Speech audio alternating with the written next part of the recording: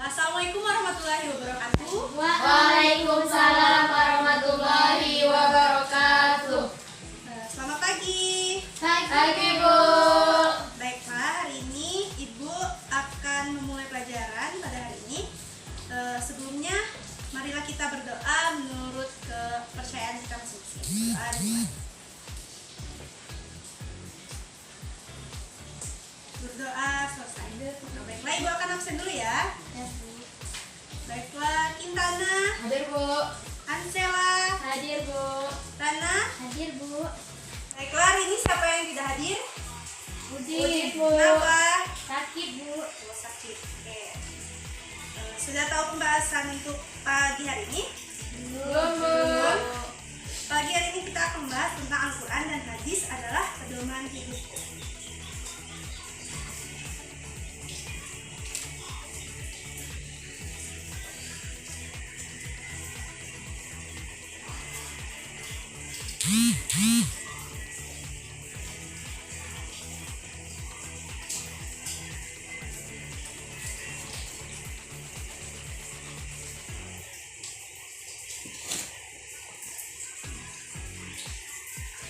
Kali ini, materi kali ini yaitu tentang Al-Quran, hadis, pedoman hidupku. Kalian sering baca Al-Quran? Suka? Suka.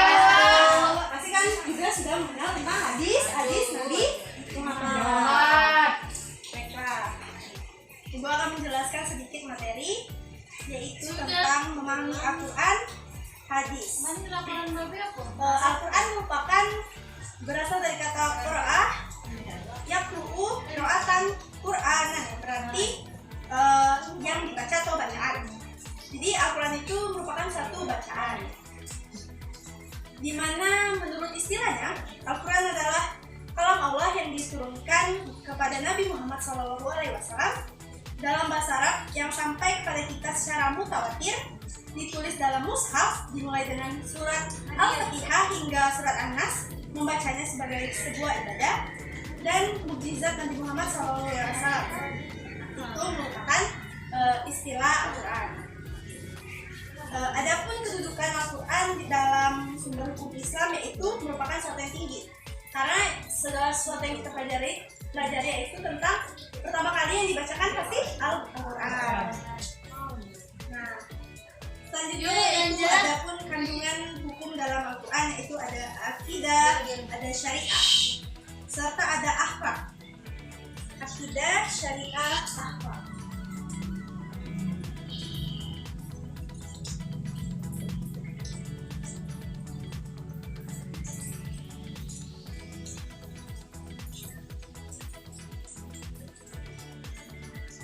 Jadi kita harus memahami dalam Al-Quran itu adanya akidah, adanya syariah, adanya akhlak. Selanjutnya hadis.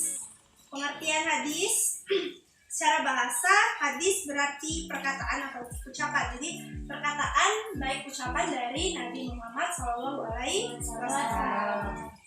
Jadi setelah itu menurut istilah hadis adalah segala sesuatu perkataan, perbuatan, ketetapan yang dilakukan oleh Nabi Muhammad SAW. Jadi hadis itu merupakan perkataan Nabi, perbuatan Nabi yang kita contohkan, dapat kita berikan contoh dari Nabi yang kita terapkan di kehidupan kita. Adapun bagian-bagian hadis, supaya hadis itu sempurna, jadi adanya sanad, adanya matan, adanya rawi, di mana sanad merupakan sekelompok orang atau seseorang yang menyampaikan hadis dari Rasulullah SAW sampai kepada kita sekarang ini. Matan merupakan isi atau materi hadis yang disampaikan Rasulullah, serta rawi merupakan orang yang meriwayatkan hadis. Jadi hadis itu dapat dari mana? Jadi dilihat dari perawinya, dari siapa hingga Nabi Muhammad. Adapun kedudukan hadis. Kedudukan hadis itu sebagai sumber hukum Islam. Jadi kita memakai hadis sebagai sumber hukum kita, dan juga tentunya Al-Quran. Jadi Al-Quran dan hadis tidak akan jauh dari pandangan kita karena merupakan sebuah pedoman. Apa saja fungsi hadis dalam Al-Quran itu terdapat 4, yaitu yang pertama menjelaskan ayat-ayat Al-Quran yang bersifat umum, yang kedua memperkuat pernyataan yang ada dalam Al-Quran, yang ketiga menerangkan maksud dan tujuan ayat yang ada di dalam Al-Quran, yang keempat menetapkan hukum baru yang tidak terdapat dalam Al-Quran. Nah, adapun macam-macam hadis, yang pertama mutawatir.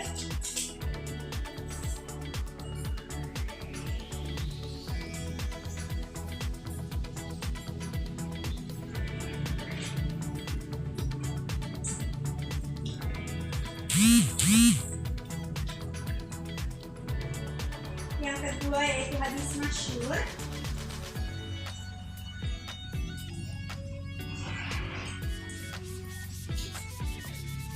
Yang ketiga yaitu hadis ahad.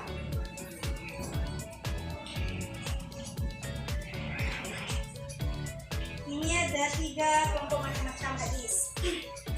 Yang pertama yaitu mutawatir, di mana mutawatir adalah hadis yang diriwayatkan oleh banyak perawi, baik dari kalangan para sahabat maupun generasi sesudahnya.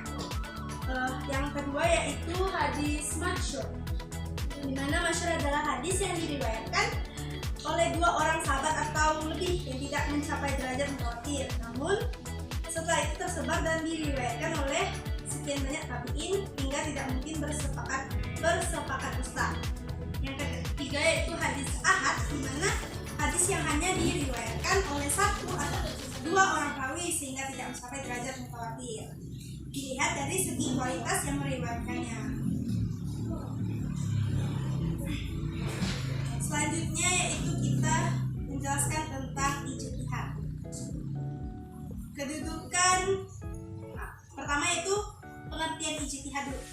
Ijtihad berasal dari bahasa Arab ijtihada yajtihu ijtihadan, yang berarti mengerahkan segala kemampuan, bersungguh-sungguh mencurahkan tenaga atau bekerja secara optimal.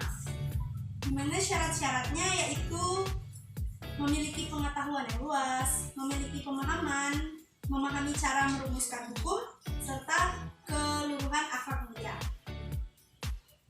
Selanjutnya kita langsung masuk bentuk-bentuk ijtihad. Bentuk-bentuknya ijma, ada qiyas, ada muslahah, mursalah. Ijma adalah kesepakatan para ulama, qiyas adalah mempersamakan atau masalah yang baru terdapat dalam Al-Quran dan hadis. Muslahah, mursalah adalah penetapan hukum yang menitikberatkan pada manfaat suatu perbuatan dan tujuan yang terdapat dalam syariat Islam. Baiklah, terakhir itu kita akan menjelaskan hukum Islam, di mana ulama membagi hukum Islam menjadi 2, yaitu hukum taklifi dan wad'i.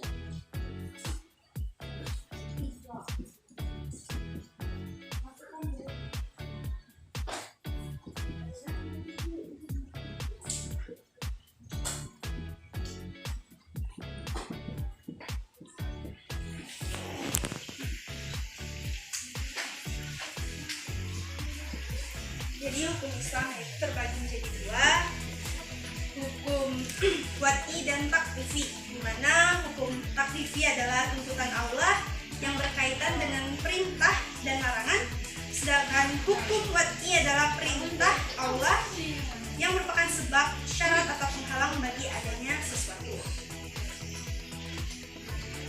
Hukum taklifi terbagi menjadi 5, yaitu adanya wajib, sunnah, haram, makruh, mubah. Pasti kalian sudah tahu itu kan? Wajib adalah yang harus dilakukan, dan sunnah itu boleh dilakukan, boleh tidak. Haram itu tidak boleh sama sekali. Makruh itu boleh meninggalkan sesuatu perbuatan menjadi makruh. Mubah, sesuatu yang tidak boleh dikerjakan atau boleh juga ditinggalkan. Itu saja mungkin pembahasan materi kali ini tentang Al-Quran dan hadis. Jadi Al-Quran merupakan sebuah pedoman bagi kita, dan hadis juga merupakan memperkuat sebuah dari Al-Quran itu sendiri. Ada hal-hal yang tidak kita ketahui di dalam Al-Quran, maka kita pasti akan melihat hadis yang sudah Nabi berikan. Seperti dalam Al-Quran hanya terdapat perintah sholat. Bagaimana cara melakukan sholat? Pasti kita akan melihat dari hadis-hadis Nabi yang boleh melakukan bagaimana cara mempraktekkan sholat seperti itu. Jadi Al-Quran dan hadis merupakan salah satu yang tidak bakal dapat dipisahkan.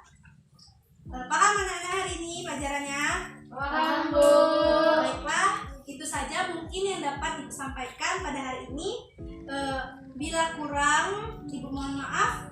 Saya Ibu akhiri. Wassalamualaikum warahmatullahi wabarakatuh. Waalaikumsalam warahmatullahi wabarakatuh.